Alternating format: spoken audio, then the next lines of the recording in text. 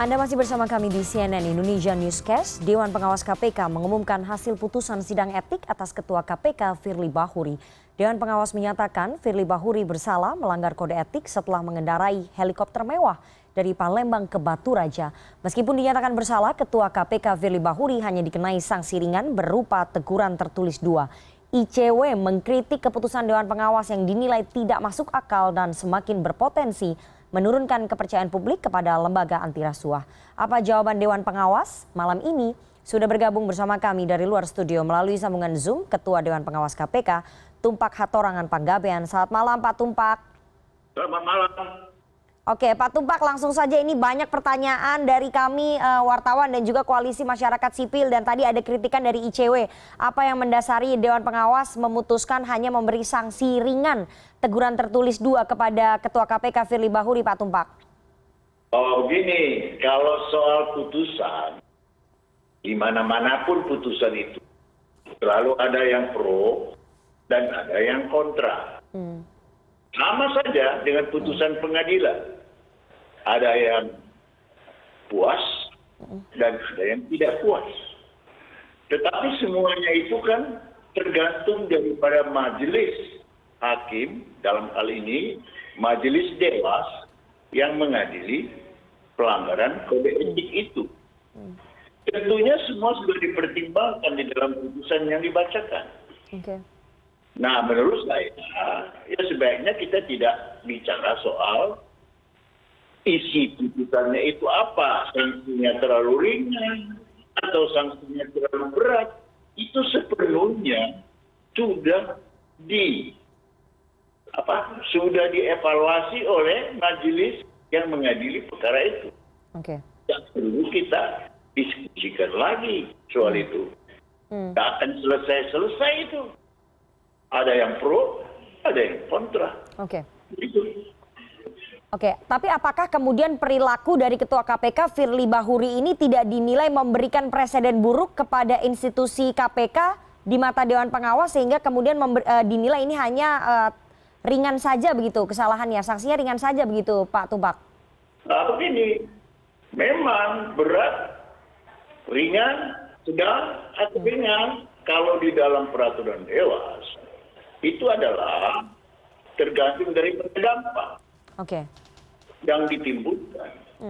Nah, kalau majelis sudah mempertimbangkan itu dan dampaknya ini belum sampai untuk diputus sebagai sanksi berat atau sanksi sedang, cukup dengan sanksi ringan. Kebetulan di sanksi ringan itu ada 3 jenis. Ringan, teguran tertulis 1, dan tertulis 2. Dalam hal ini majelis berpendapat bahwa berdasarkan apa fakta yang diperoleh di persidangan itu, ya sudah menurut majelis sudah pas kalau dijatuhi hukuman seperti yang diucapkan tadi. Pak Tumpak, apa yang membedakan teguran tertulis 1 dengan teguran tertulis 2? Apakah ini terkait dengan pemotongan gaji atau seperti apa sih sebetulnya, Pak?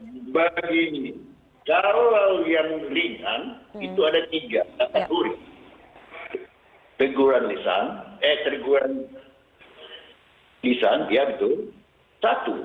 Kedua, teguran tertulis 1. Dan teguran tertulis 2. Kalau yang sedang itu pemotongan gaji. Mulai dari 20%, 30%. Begitu. Kalau di berat sudah agak lain. Pemotongan gajinya sudah lebih besar. 40%. Disertai nanti ada lagi yang terberat. Disuruh mengundurkan diri. Itu. Apa bedanya? 1 dan 2? Ada bedanya. Di dalam tertulis 1 itu berlaku untuk 3 bulan ke depan. Tertulis 2 berlaku untuk 6 bulan ke depan. Apa ini? Apakah 3 bulan ini? Ya, 3 bulan ini ada beberapa, kalau pegawai, dia di dalam 3 bulan ini tidak bisa diberikan promosi apapun.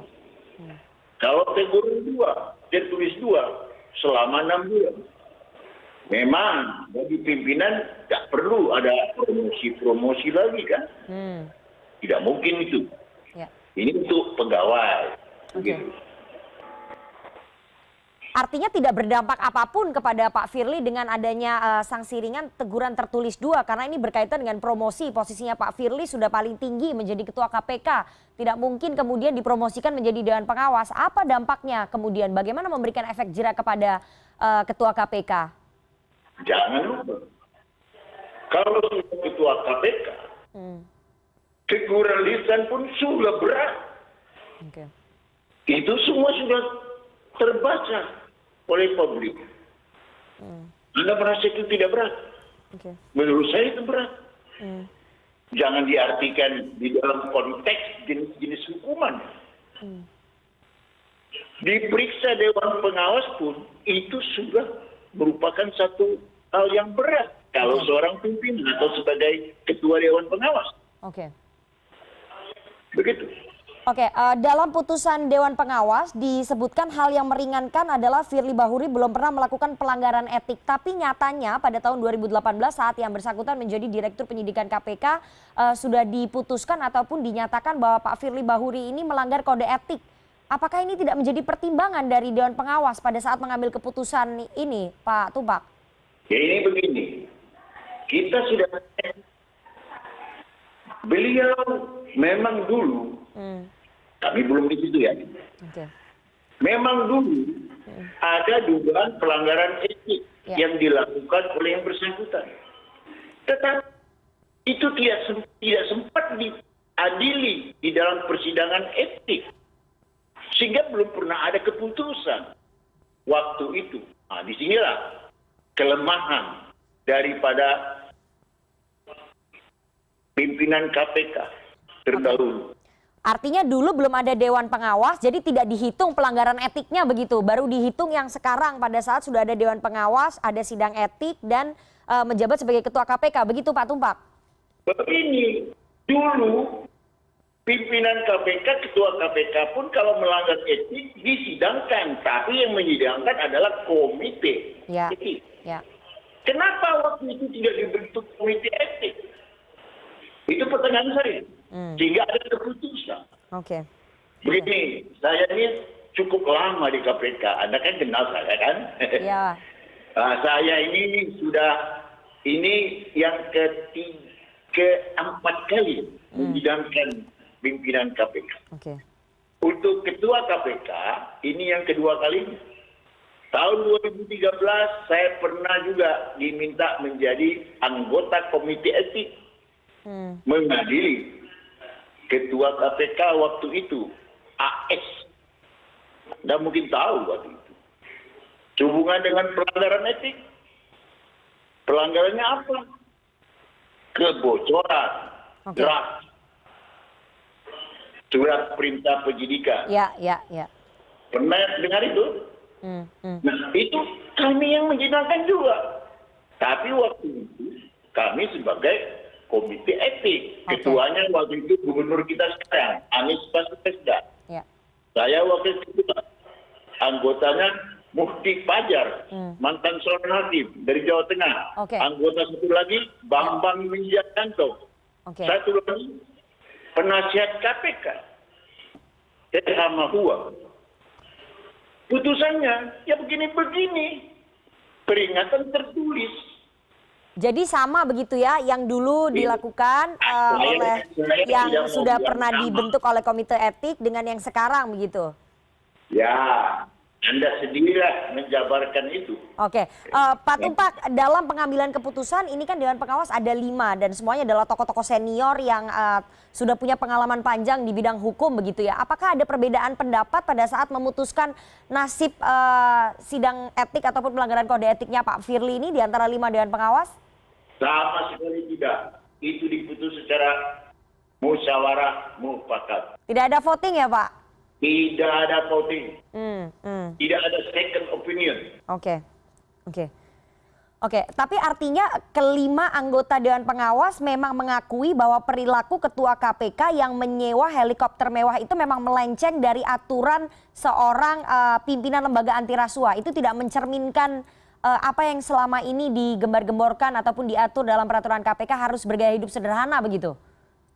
Ya, itu memang sudah disepakati musyawarah bukan seperti saya bilang tadi. Karena ini sudah melalui proses pemeriksaan pendahuluan oleh semua anggota Dewas. Walaupun nanti dalam pembentukan majelis, sebenarnya awalnya kita membentuk majelis ini berlima. Tetapi karena ada yang sakit satu orang, dalam hal ini AA, terpaksa kita rubah lagi. Tidak mungkin 4. Harus ganjil, makanya 3. Banyak perubahan. Kemudian salah satu lagi dari anggota kami, anggota Dewas, sekarang masih sedang dirawat. Anda mungkin tahu juga. Iya. Kita rubah lagi. Tetapi pada prinsipnya, 5-5-nya itu sepakat, mufakat dalam pemberitaan pendahuluan. Ini harus disidangkan. Dan keputusannya juga secara musyawarah tidak ada second opinion. Oke, tapi artinya Dewan Pengawas menilai apa yang dilakukan oleh Ketua KPK ini memang melenceng dari gaya hidup yang seharusnya ditunjukkan begitu, gaya hidup sederhana begitu. Ini kan gaya hidup mewah. Demikian, kalau tidak demikian, mungkin itu tidak akan diputus bersalah. Jangan bertanya begitu, karena sudah diputus bersalah, tentu Dewas berpendapat ada pelanggaran kode etik di situ. Apa pelanggarannya? Sudah disampaikan tadi.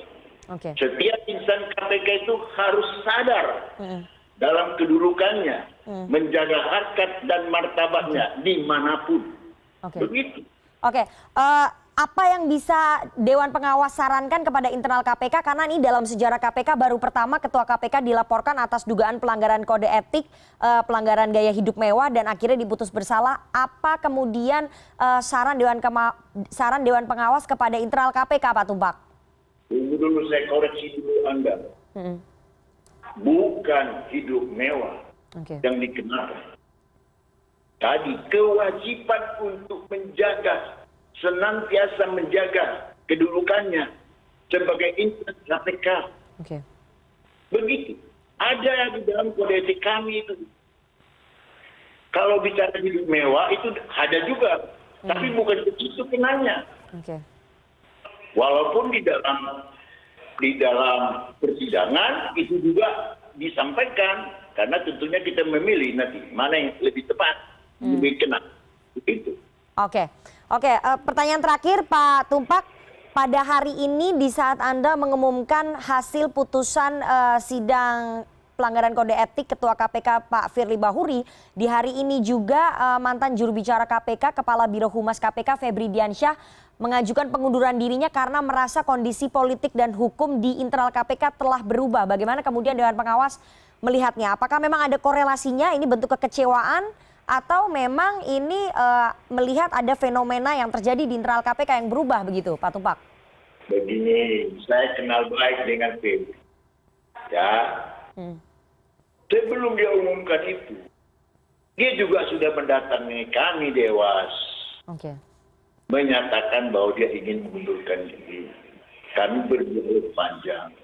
Bahkan saya mengatakan, Feb, kalau kamu keluar, kalau dari sisi saya, pendapat saya, KPK kehilangan.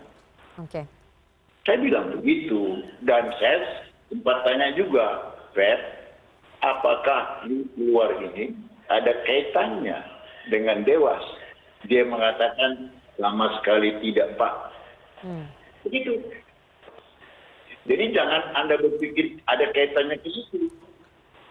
2 hari yang lalu, dia sudah menemui kami kok. Tapi Pak Febri mengatakan bahwa mengundurkan diri karena kondisi politik dan hukum di KPK yang telah berubah. Apakah itu disampaikan kepada Pak Tumpak sebagai Ketua Dewan Pengawas? Maksudnya apa ini? Kondisi politik dan hukum di internal KPK telah berubah. Kalau memang tidak ada masalah dengan Dewas. Kalau itu sebaiknya Anda tanyakan yang bersangkutan. Apa maksudnya itu? Kan begitu. Oke. Jadi tidak ada masalah. Oke. Tidak ada masalah. Sebelum dia menyatakan tadi, saya juga dengar itu. Tadi dia memberi pernyataan itu. Tapi 2 hari sebelumnya kami sudah tahu. Bahkan kami tidak bisa mencegah. Begitu. Oke, kalau Pak Febri mengatakan tidak ada masalah dengan Dewan Pengawas, apakah kemudian menyampaikan ada masalah dengan pimpinan KPK yang sekarang? Ataupun alih status menjadi PNS begitu, ASN? Itu beliau sampaikan sama seperti yang beliau katakan tadi. Apa yang dibilang? Politik hukum, ya, penegakan hukum, ya, yang tidak apa lagi di KPK sekarang ini. Itu. Dan kita juga tidak terlalu jauh mengejar apa yang dimaksud beliau. Karena beliau juga sepertinya menyampaikan itu ingin pamit dengan kami. Ya. Silakan juga sama yang bersangkutan. Ya. Oke, nanti kita akan tanya kepada Mas Febri Diansyah kalau memang yang bersangkutan ingin menjelaskan mengapa mengundurkan diri dari KPK di hari yang sama pada saat Dewan Pengawas mengumumkan hasil putusan sidang etik sanksi ringan kepada Ketua KPK Firly Bahuri. Tapi terima kasih sekali Ketua Dewan Pengawas KPK Pak Tumpak Hatorangan Panggabean atas waktunya. Kita sudah dapatkan poinnya. Semoga ini menjadi pelajaran berharga bagi Ketua KPK dan juga seluruh internal institusi Komisi Pemberantasan Korupsi agar lebih berhati-hati lagi supaya tidak tersangkut kasus dugaan pelanggaran kode etik begitu ya ke depannya, sehingga institusi KPK juga bisa maksimal dalam melakukan kerja-kerja pemberantasan korupsi. Terima kasih sekali Pak Tumpak Hatorangan Panggabean atas waktunya kepada CNN Indonesia Newscast malam hari ini. Dan kami akan kembali sesaat lagi, tetap bersama kami, jangan kemana-mana.